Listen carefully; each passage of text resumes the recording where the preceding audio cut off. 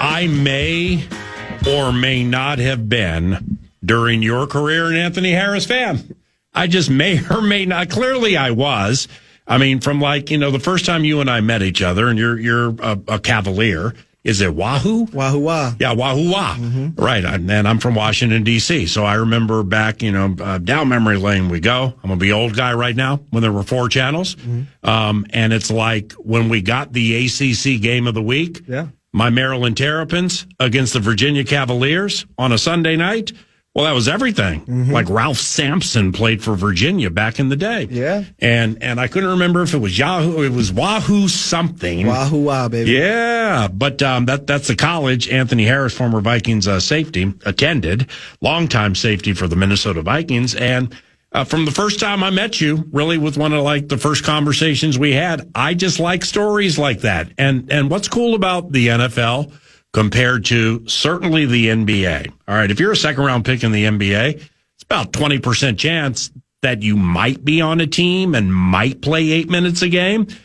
Well, in the NFL, one of the great 3 techniques, defensive tackles, well, certainly in the history of the Minnesota Vikings, but one of the best in the history of the NFL, John Randall, went to Texas A&M Kingsville, undrafted HOF. Yeah. Adam Thielen just retired. Adam Thielen, he and Marcus Sherrills, main man Marcus, man, I'd love to see Marcus. What a wonderful young man. Great guy. Yeah, awesome guy. Soft-spoken, so awesome, so great at what he did.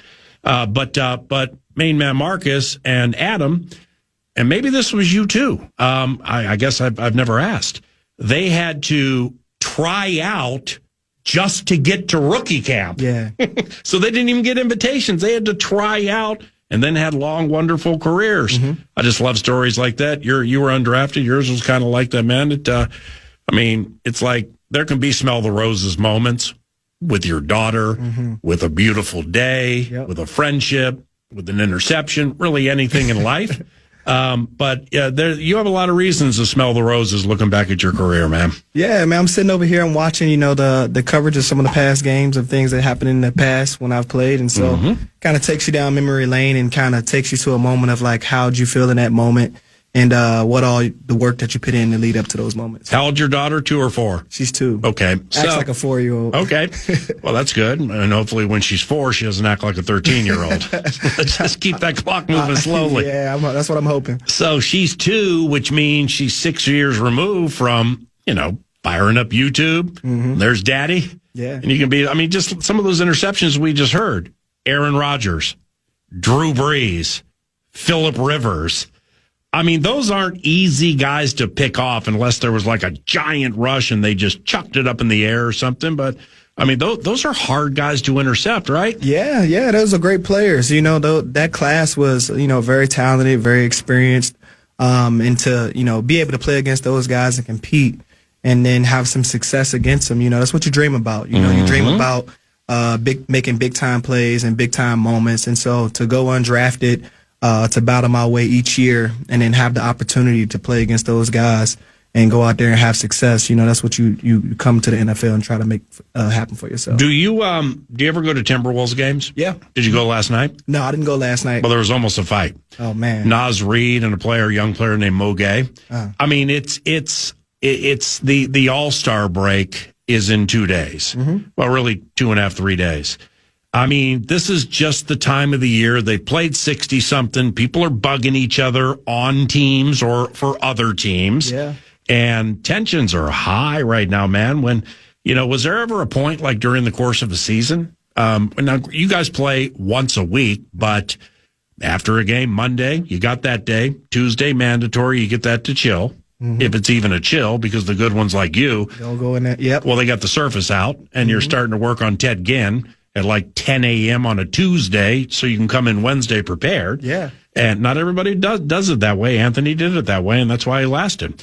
But does there ever come a point, I would imagine if you're on a team is not going to the playoffs, you're playing a lot of snaps a game, you got to be prepared just in case you have to leave and other people are watching your game, where you mentally and physically, it's just holy cow, am I frustrated? I'm sour. I'm tired. Does it ever get like that? Did it ever get like that? I think over the years, you just learn you kind of go on autopilot in the sense of, that's what's required for the success. And so there are moments when there's frustration. Oftentimes that build ups after, close losses, or, you kind of get in a rut where you can't quite finish games. But oftentimes, that's where being a professional and having experience and being in a good locker room, guys can kind of, you take a day, take a look at the film, you figure out how to get better. And so you focus on getting better. And I think that right there just allows you to lock into the process and really just come in each day and understand I have an opportunity to improve. And if I don't put in the work, if I don't put in the time, then, things ultimately just won't change on their own. Well, was Zimmer a hard driver with you? Because when you would watch him at OTAs sometimes, training camp, big time, during the season with Xavier Rhodes, I mean, now that's high-end talent right there. Okay, and you were too, but I mean, he's a corner, you're a safety. I mean, holy cow, because he saw greatness in Xavier, you were off 2.5 inches and your hips were a half second too late on the turn. I mean, he really drove X trying to get him to greatness. Was he like that with you? Yeah, there's moments, maybe he's not quite on a guy like myself or as he was on Xavier, just because, Xavier was full-time guy, came in, played really well right away. And so for myself, coming in and kind of being a backup, I got fewer reps. Yeah. But just as much as when I was out there was that same level of expectations. And even though, I'd be a step close and get a pass breakup when it could have been an interception, if I did something wrong or if I could have done something a little better, he'd let me know. And so as a player, I respected that. We try to chase perfection and hope that, we can try to obtain it, but if we can't, we can just fall a little bit short and be pretty exceptional. What is your? How long did you play in the league? 8 years, 9 years? 8 years. Yeah, 8. Here and then Philadelphia. All right. So, what is your take on what you will hear on the radio, hear on podcasts, hear and see on YouTube, TV, whatever, with the word leadership? Yeah. Because with the assumption Harrison Smith retires. And it's not a 10 of 10. I mean, with the way he played last year and Flores is coming back and, it's really challenging being a leader in that defense. And Harry was good last year. He was better at the end of last year than he was the year before. Yeah. Okay. But like CJ Ham too. All right. So CJ has retired. Now, I know them both quite well. Through some Christian work and speaking and things like that, I got to know CJ better than I did Harrison. I have 10 of 10 respect for both. Yeah. But I would qualify CJ Ham as a leader. Yeah. But if I explain the reasons why, it's not like Tom Brady or Peyton Manning where everybody can see going up and down the offensive line cussing. Yeah. Well, what a leader that is. Look at him snapping these guys into shape and stuff. So, what is your definition of a leader in the locker room, on the field, and then like Harrison Smith and CJ Ham, would they qualify? Yeah, I think for me, a leader that's somebody who has, that positive influence. And, they understand that people are, watching them, whether they're younger guys, whether there's veterans coming into a new team, and they're culture setters. So some guys, they are the vocal guys, who aren't afraid to say what needs to be said if that's going to help to make the team better. And so some of those guys take those steps in those vocal moments, whether it's on the sideline and media just happens to catch it. And then there are also guys who lead with their actions, and they lead in a slightly quieter way in terms of maybe they're giving more feedback and encouragement to the players throughout the practice and throughout the week in meeting rooms, showing them how to carry themselves, in the building, in the weight room, how to take care of themselves, how to study.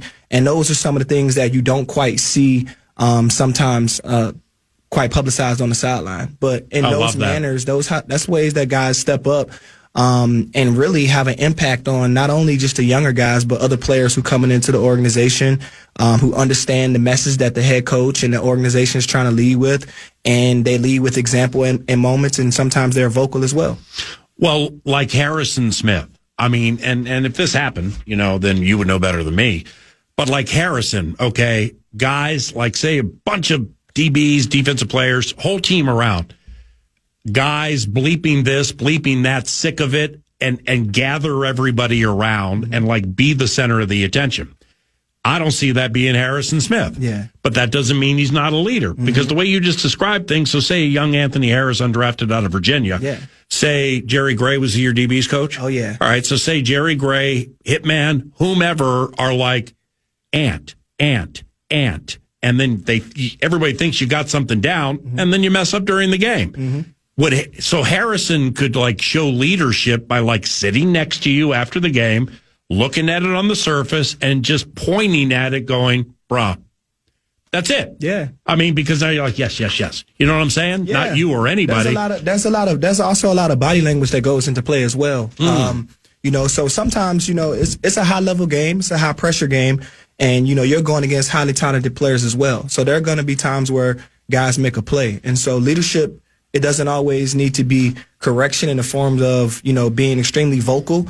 It could be leadership in the sense of just making eye contact and hitting a head nod, which can be very subtle and, not picked up on camera. But moments like that, you're basically signaling to players that, hey, I got your back, or hey, go to the next play, kind of quick reset. And so I've had experiences with Harrison when I was a younger player early in my career where, I'd make plays and he'd come over in practice and he might give me a tip about, hey, once you see this, you can move like this, or just body mechanics, but slightly tips about how to move within the defense. And I think those are things that, maybe didn't quite get picked up in terms of seeing how he shows up as a leader. But then he's also a very experienced guy, in a defense like Brian Flores. He's out there, he's signaling, he understands what's going on, he understands what offenses, how they're trying to attack him. And so he's also helping not only the secondary, but he's helping the linebackers as well in terms of getting in and out of checks and making sure that communication is moving efficiently. Anthony Harris, former Viking safety in studio, chatting football, etc. Zach Parise, about 15 minutes from now on Olympic hockey. I want to get back to an NBA fight for a second. All right. Now, I don't know if you saw the highlights or anything. I don't want to say it to Chris Finch because his team was playing at the same time, but his game was super boring as they're killing Atlanta. So I got League Pass. Yeah. So that's my chill, part of my chill. I'll sit back, go up and down the games. Who's playing right now? Charlotte was playing Detroit. Yeah. I tuned into that thing, man, like a minute before a big legitimate NBA fight broke out. Yeah. And NBA fights it can be some slapping and some pillow fighting and things like that because so many people get in the middle and who knows, man? Maybe the people have the same agent and it's like that's bad. Now all of a sudden it's bad for business if things like this happen. Yeah. Wasn't the case in Charlotte. All right. Did you happen to catch any highlights like online or something? I caught some highlights online. So like if you played with helmets. All right. So if you're mixing it up with somebody and trash talking, and like Jalen Duren, the center for Detroit, with Mo Diabate, a center for Charlotte, if somebody puts their hand in your face and cups your face during the heat of the action, you might be throwing, right? Yeah, it's a little bit more, in football, you have that helmet on. It's a little bit more protection, So, there are times when guys grab face masks. But in basketball, there's really no physical barrier between you and whoever, you're in the altercation with unless somebody tries to separate you. So, tempers can fly high. Obviously, the cameras are out there and sometimes a little bit of ego. You don't want to be the guy who gets, punched in the face or slapped in the face on television. So, some guys kind of overreact and some guys, they just kind of try to stay away from it. Okay, so if you're courtside for that game, and I don't know, you're probably a Charlotte fan, and that thing starts to trickle by where you are, what do you do? Oh, you got to try to get out the way. Really? Yeah. You got to stand right there. No, you got to try to get out the way. In my opinion, what if you catch a stray jab? Then that might be 15 million coming your way. Yeah, I think as a fan who's spectating courtside, I think that's why you have to get out of the way because you may catch a stray. Ooh. Some guys. Some guys are going to go meet in the middle of the ring. Some guys are going to dance around the edge. And if you're courtside, somebody can end up in your lap if they fall down and get pushed into you. So you kind of got to maneuver around a little bit and try to stay out of it too much. There's no chance if there's a fight between two NBA players in front of you, are you thinking, how do I get out of here? Yeah. No, you're going to be going, yeah, you're a competitor. As a competitor, I'm definitely gonna be tuned in and watching just as if they're playing. But I'm also gonna be aware of how they're moving. Right. If they're out near center court, I think I'm fine. If they start moving around towards the edge, on the side, you got to kind of be thinking ahead, kind of like football. You got to make sure you're in position to or getting out of position in terms of where they could be. So, did you ever get into a fight in a football game? No, I didn't get into too many fights. There were some times where I think vividly I remember an offensive lineman blocked Eric Wilson. I thought he blocked him a little bit too long, blocked him off the field of play. And so I kind of ran over and protected my teammate, gave him a little push. It was a guy I knew, and it was kind of more so like, hey, man, we're on the opposite teams, but at the end of the day, you kind of get into somebody's business. Somebody could, get hurt on the sideline. Yeah. There. So I'm like, we want to protect each other. This is how we, make a living for our family. So I kind of went over in that situation and stood up for my teammate. Eric Wilson. Yeah. He's a probably, if I'm running the team, and, which I'm not, and I don't really know, I know where they are in the salary cap, over it and all that. And then you got Brzezinski. He's got some money magician to him. So you can push things left and right and pretty much get almost what you want, no matter where you are from a salary cap standpoint.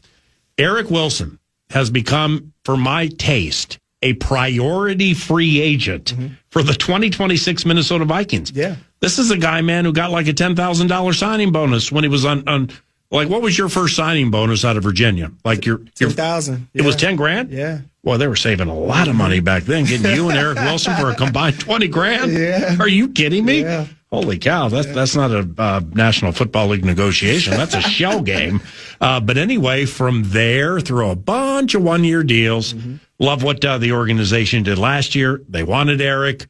Green Bay, from what I understand, had a decision between Eric Wilson and Isaiah McDuffie, and Kwesi or whomever rolled in. It's basically like, here's the deal. Okay, nobody's offering you 2 years, but we're going to double your pay. But just come now. Yeah. And they did, and went from 1.5 to 3. Yeah. Well, I mean, Eric's like coming into his 10th year. Yeah, he is. And I mean, like, what kind of deal could that be? It's got to be at least 2 years here, there, somewhere, right? Somebody's got to give him a little bit of security. Yeah, I think that's the one thing that, you give a guy security who's been working like that. You take a lot of pressure off of guys to go out and perform. And guys like that who've worked extremely hard over the years, to be able to get that security, it adds to them an extra level of, focus, and just being able to go out there and play and enjoy the game. And I think he's shown that over the years. Whenever he gets an opportunity, he shows up. The energy that he brings. It's unbelievable. It's unbelievable. They had to pull back on his special team snaps. Yeah. When he let's just say ascended to this role that he didn't have, and then he kept it, which is, I have no hard feelings here. It's a business. But they had to come back on his special teams reps because he was basically playing almost every play in the game. Yeah, I mean, I noticed, his level of play, not only defensively, but also in special teams. Him coming in, I believe, a few games. I'm not sure if it was this year or previous year, but he was showing up, blocking punts, and those are big game-changing plays. And so I just remember thinking, as his role increases defensively, that they're going to have somebody else who steps up in a special team role and pick up kind of where there might be a low because of the number of snaps that he's playing. Just think about, it's a cliche, but, when you hear it's such a game of inches, okay, you've heard that a million times, right? Yeah. Well, I mean, this just personifies it because you talk about special teams.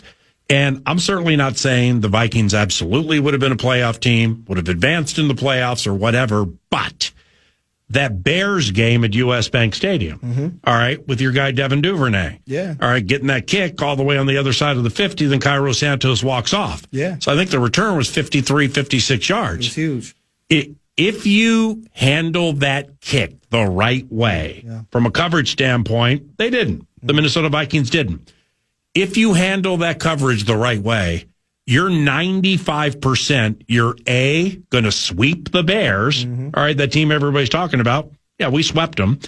And who knows from a locker room positivity standpoint, it goes from, but it really was, come on, man, how bad. And you know what I'm saying? It's just so deflating, or the exaltation. The exaltation can send a team straight to the Super Bowl.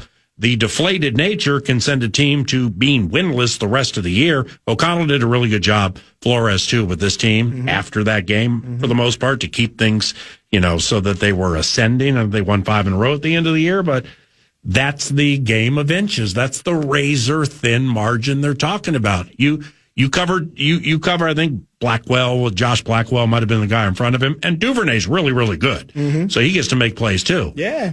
But you cover it the right way, might be a different story in the game of inches. Yeah, absolutely. I think that's where the team aspect of the game really comes into play. You talk about the momentum and adrenaline and emotions and the highs and lows. But that's where you have guys on special teams who make plays. I remember when I was playing, we would talk about pinning the team inside the 20, and so for kickoff that was major to be able to kick it, keep the ball in play, keep them inside the 20. We felt like that set up our defense mentally for them to go out there and understand, hey, we can keep them backed up. Yeah. The play calling may be conservative, and also in the field position game, when they go to punt, it sets up our offense to have a shorter field. And then afterwards, we're thinking about, can we hold up the guys on the outside and give Marcus Sherrills an opportunity to get a big play in the return game, whether it's 15, 20 yards on return or potentially something even more. And I think that right there just kind of snowballs you into the positive direction that you'd like to go. You, Anthony Harris, former Viking safety, elite football mind, in studio 9 to noon. Definitely want to do this more frequently, loving it. But you might have been in the game. You were at the game, and I think in the game, well, let me just rephrase it. Did you play in 2016 on special teams? Were you on punt return? Oh, yeah. Okay, well, you were in the game the last time the Minnesota Vikings had a punt return touchdown. It was October 2016, Marcus Sherrills against the Texans. I mean, and you were in the game, and you've been retired for a little bit. It's about time for us to get a punt return touchdown, I would say. Yeah, I think that was having some of those years, and even talking about, big returns, and Cordell Patterson was very dangerous on a kick return. The power in having a guy that's explosive who can make plays if you give him a chance to catch the ball clean, and give him a few spaces to make a move.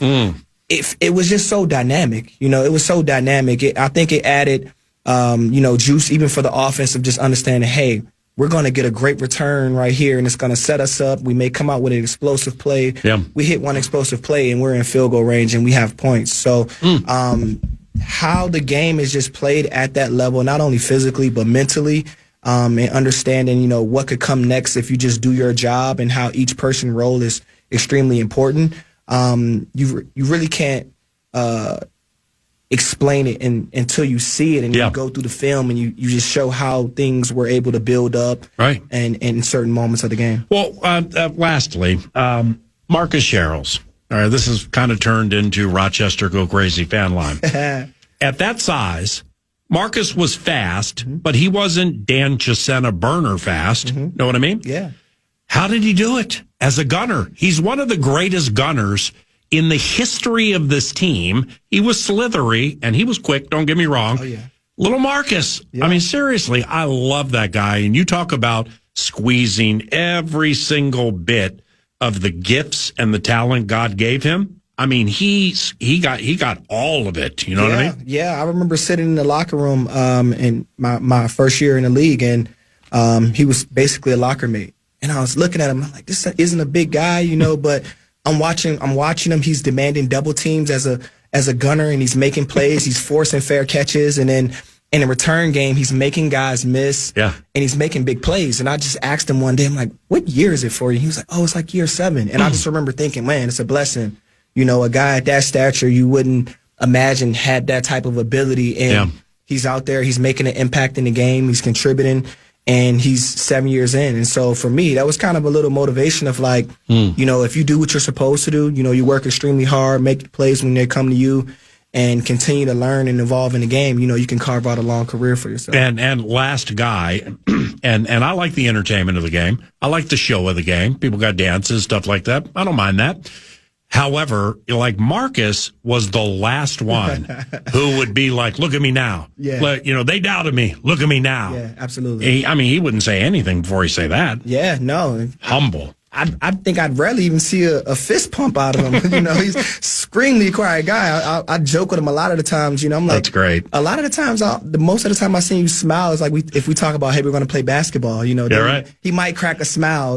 But don't tell me he can dunk. No, he's not. He's not a dunker, but he's he can pass, he can shoot. Yeah. He was a cool guy, but yeah, I mean, there are times where he would crack a smile, and that was about it. and maybe tap you on your head if you made a big play. But that was about it in terms of celebrating. Hey, man, stop by anytime. That was fantastic. Let's do it more frequently. Yep. Tom West, thank you very much. That was very enjoyable.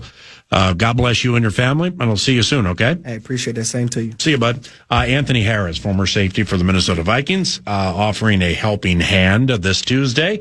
That was our Steve's Appliances Marathon segment, stevesappliances.com for appliances. Here comes Norda with the cash thing. The fan wants to give you a chance to win some bonus bucks with the National Cash Contest. You can enter the keyword PAY. P-A-Y, simple word. You might get paid with the keyword PAY.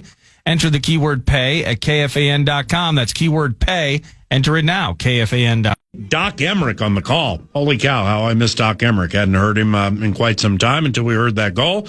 And hockey immortality, Zach Parise joins us now. Zach, Paul Allen, how have you been?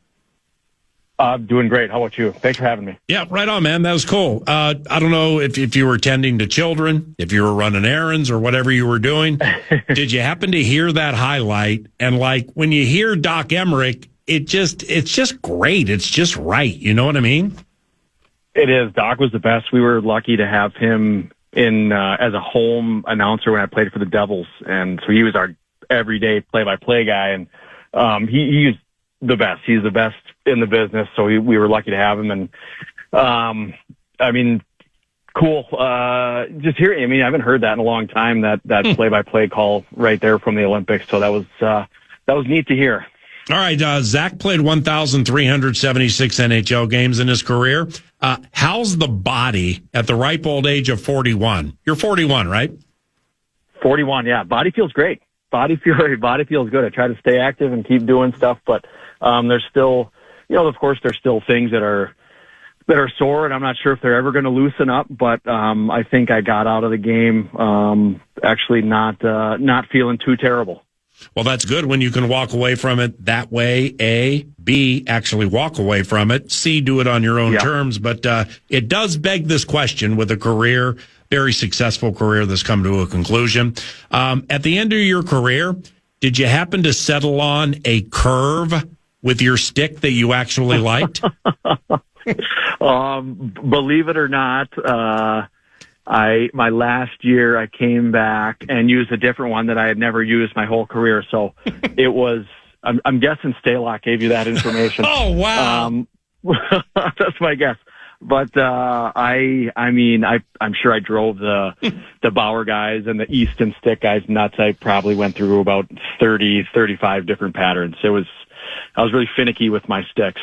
Yeah, well, you nailed it with the assistance on the question. So I might as well get Alex Stalock's second question out of the way, his second sneaky question you weren't supposed to know about.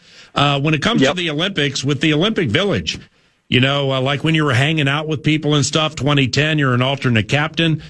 That was the era of puka shell necklaces. Did you have a lot of puka shell necklaces back in 2010? No, that was in 2003. That was more the high school frosted tips puka shell necklace. That was more of that era. 2010, I'd grown out of that, luckily. Okay, I understand, man. Because where were the 2010 Olympics? Vancouver? Yeah, those were Vancouver. Yep. Yeah, I mean, you could have a little stand on the side. Here's what it looked like in 2003. We're going to bring puka shell necklaces back, and I'm going to sell them to you right now. That Alex, thank you very much for the help. When he heard you were on, he's like, I got to send you a couple of questions. I said, amen. Now, Zach played for Team USA twice and wore the C in 2014. In 2010, alternate captain, silver medal, winning USA squad. So just from what you remember, something you'll probably never forget, what is it like representing your country in the Olympics? It is. It's honestly the greatest thing.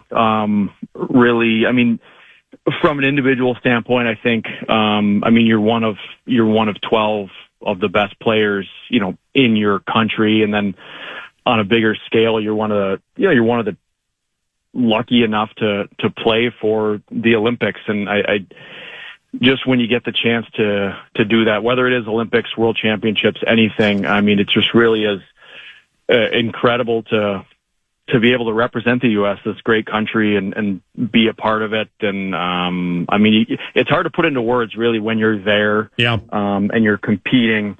it's hard to put into words like what it means. It's just a really, really cool experience. But one thing for sure, I mean, you had so many wonderful moments with your career, and you walked away from it on your terms. But nevertheless, you don't, at 41 now, I mean, is there any part of you that looks back at 2014 and 2010 and you're like, wow, I wish I had appreciated it more then than recognizing it now? Because that can't happen.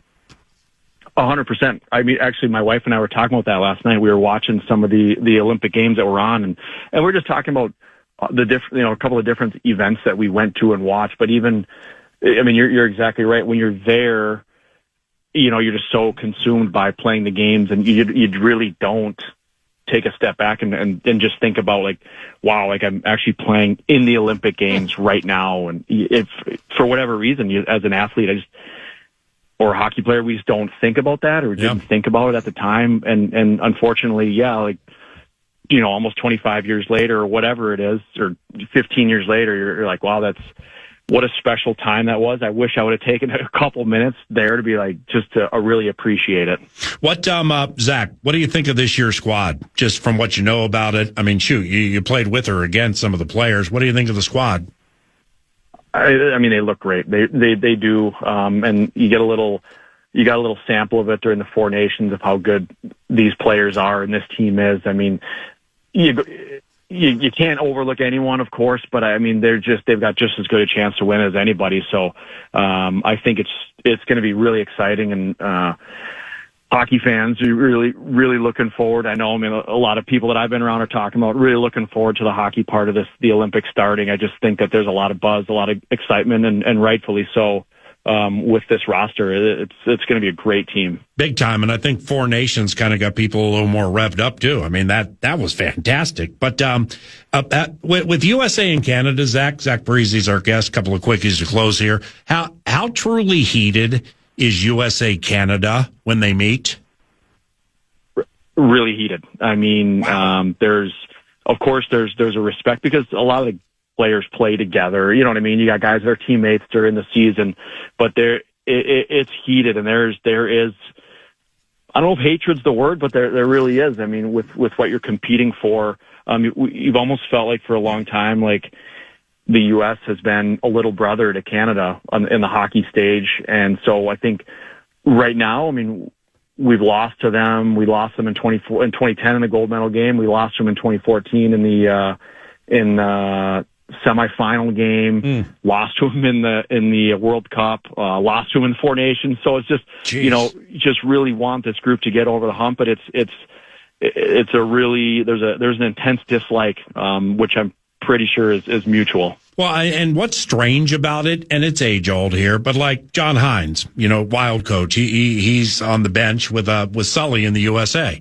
So say the Swedes and USA meet. I mean, how about Faber and Eriksson Ek pounding away at each other in front of a goalie? I mean, that's going to be a sight to see. It's fantastic, but it typifies what you're saying about the desire to win, but it's kind of a civil war in that they both wear the wild colors, It really is, and then I remember that from 2010. I mean, there was three of us from the Devils, myself, Langenbrunner and Rafalski on the U.S. team, and they were playing against Marty Brodeur. You know what I mean? Like you're playing against your own goalie in the Olympics, and I mean, yeah, of course you respect them as a teammate, but at that time, like you'll do anything to win the game, and you try to expose what you think or what you know as weaknesses of your own teammates, which is a weird thing. But that's what it comes down to. Yeah. Last one. This is awesome. Thank you very much for the Covenant catch-up. Got to ask you this question because you know 1,000 times more about it than me. And when he played for Vancouver, I ain't trying to pretend like I was up at 11:30 at night watching the center ice package in Vancouver Canucks. So, you played against Quinn Hughes a bunch. What makes that guy so good? Holy cow, is he twitchy? Yeah, it's, there's a lot that makes him a good player. I mean, his skating ability, he's just that, him and a few other guys, they really, I think, transformed the defensive position. Him and guys like Makar, they really transformed the way people play defense and the way, D skate forward all the time now, and just their agility, their edge work, their puck possession. They evolved the position, and again, his just poise with the puck, his skating ability. But he's one of those guys also that it's contagious. It's contagious throughout the lineup. Once you got a couple guys that can play like that, it's amazing how all of a sudden the rest of the team starts to play like that also. It's like a trickle down effect throughout the lineup. And, so he's a special player. You're awesome, my man. And, you were a special player too. Thanks for the time. Let's stay in touch. All right. All right. Thank you very much for having me. Yep, for sure. See you about Zach Parise, 9 to noon. Down memory lane we go. Back in a I can't wait until tomorrow. All right, Nordo, thanks for making it fun today. It's always fun, man. No, this was awesome today. How about Parise? We got Aunt Harris in studio. Yeah, good times, man. Can't wait to be back tomorrow when we rise and shine at 9. For Eric Nordquist, I'm Paul Allen. Thank you very much for listening to 9 to noon. God bless you and all of your families, and have good times today. Have a wonderful day. Bye.